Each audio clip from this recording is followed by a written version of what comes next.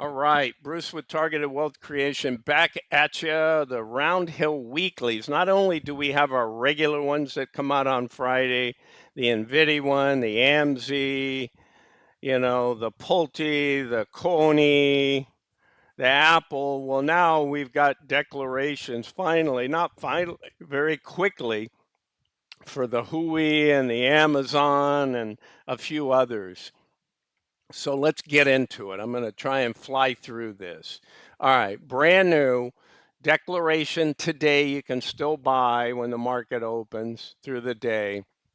X date is Monday. Payday is next Tuesday. This is par for the course for the Roundhill. These are excellent funds, guys. So 45 cents. That's a yield of 49.76. Current price is 47.08, up from a week ago, $3.16. So we paid out a total of 644. It's declined 244 in its NAV. So looking at TSLW, right? These are all these funds started on 228. All the brand new ones started on 618. So here we go. We got a 48, almost 49 cent payment. These are all excellent, right? So an annualized yield of 70% based on it being paid weekly. This was down 6 cents on Tesla. Let's look at Apple. No biggie in Apple. Measly little 26 cents with the 39.11 yield, up 0.8 over last week. Not too excited about that. Coiw, oh yeah, baby. I covered this when I talked about Bitwise's new fund. 59 smackaroos, 59. Look at that, up 1406.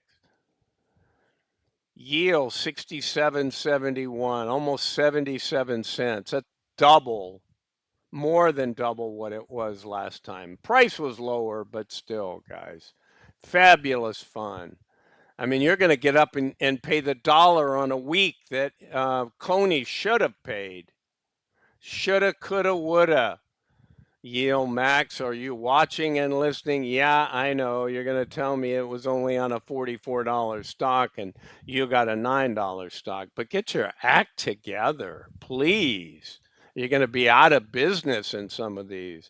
Some of these funds are just kicking your booty. All right. Palantir. How did Palantir do? It paid 65 cents.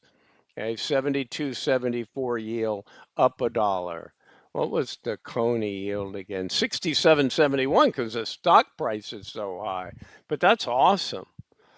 So you're talking about a big NAV gain, right? Let's take a look at that when we get there. All right, the newbies, guys, all launched on June 18th.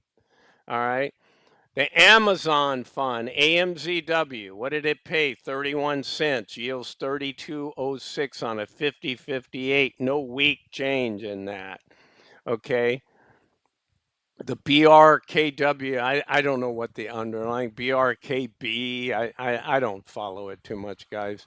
23.53.45, 59. You guys can read this. In the hood, right? So Hui, but with a W. Ho! And I will have comparisons to YieldMax and other funds, guys, but not with one distribution. It makes no sense. Even when I throw this in the summaries compared to the guys that have been there since February 28th, it's ridiculous. If they move up a lot, they're projecting 1,500% annualized gain. Well, that's not going to happen. All right, so you see the distributions. That's what's important. 40, call it 44 cents, 34 cents. Look at this, Hui. But remember, what did we just have on Hui? $6.50 or something in the YieldMax fund. But that's closer to a $50 stock, right? So now you've got 91 cents. So you're projecting out for, close to over $4 because you got 4.3 weeks in a month. You can just do that math and you'd get to $4. But the real question is how's this on the price, right? All right, guys. So that's what I got for you so far. Let's go look at the summary. This tells us a lot. And I'm not going to even get into these again, okay, and do all of that. I'll do when these guys grow up. So let's just go across 128 days and compare funds to funds. So all the distributions have been added newly, right? So we've got our price for our current. So we have a current price. We have the distributions updated. So we got our dividend return based on the 128 days. And here's the dividend annualized on that. And then we have our gain loss over here. So who's the big down? Well, Tesla's down 30, Apple's down 31, Coin's only down 8. But this current price is wrong. Because didn't I just say this is 59? Yeah, I don't know what's going on. It's reading from weekly 72. I don't know why it's not picking up.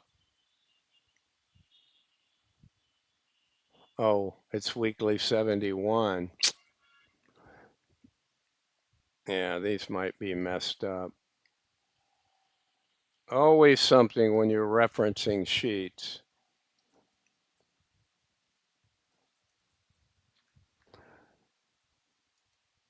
Let me try and do this, see what happens. Yeah, that's better.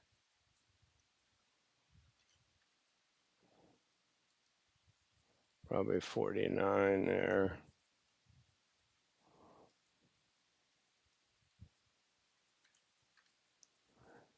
Let's see if that one's right. 46.55. Yep. Okay, that's all it was. It was off a digit there, guys. As soon as I saw it wasn't 59, I knew something was in arrears. Okay, so now we have better, right, using the current price, because that's a bit, 1 day change or 1 week change is a big number. All right, let's scan across and take a look at these guys, how they stack up within their own funds, right? So who's the big winner? Well, Coiw's the big winner, right? Dividend annualized. Look at this. These last two numbers are huge right here. So you got a 44% dividend annualized, the largest except for Palantir, but you got a 71% gain in your fund. So projecting out 115, that's why you want leverage if it's running, okay? If it's not running, that leverage can be detrimental. So, it's like the person like I do sometimes when I see something running, the heck with the income fund, I'm overbuying the 2x long and just run in there, not trying to find the 2x on leverage on the income, just trying to go with the 2x. I do it all the time in the minors on that. All right, guys, so very, very good. These Roundhills are really proving it. I think Eomax will be out of business if they don't get a model going to copy them a little more. They're proving with the weekly the popularity, and they're proving it with the leverage. Yeah, Eomax, you got a lot of weeklies, but how's your leverage? Non-existent from what I see. I mean, you pay a lot, but you haven't fixed the NAV erosion problem. And the only way to do that is when the market is moving up, you got to have extra leverage. All right, guys, I said my 2 cents. I don't need to beat up Eomax anymore. All right, so these don't really matter, guys. I started populating it. It's ridiculous with 9 days. It really doesn't. You can look right here. And the dividend annualized is okay. It's saying, hey, you got a 31-cent payment. This is the price. That's annual. These are all decent numbers. Look at this Hui number. But you see that, right? I was saying to you, I think Hood is probably peaked about now. So all this momentum and this big payment over 60 days and all that stuff, I just don't see Hood going to the moon. I just don't see the intellectual property in that entity. Yeah, it's popular with young people. Yeah, it does some things in margins and some other stuff, but it's not like our stock market's going to triple or something and it's going to, go up 10 times. It's just not intellectual property uniqueness. If it starts doing too well, there'll be two more copycat funds and they'll start to take their business. Just how that retail marketplace works. All right, guys, that's what I got for you. I'm not going down through all this. I'll do that another time. And I look forward to these having more pays and bringing in competitive postures from, we know Yeomax has all these, but let's see who else has entrance for those. And I'll start tracking that. All right, guys, again, this is Bruce with Targeted Wealth Creation. Not a financial advisor. This is not financial advice. The market bell's got 5 minutes to open. All right, guys, bye for now.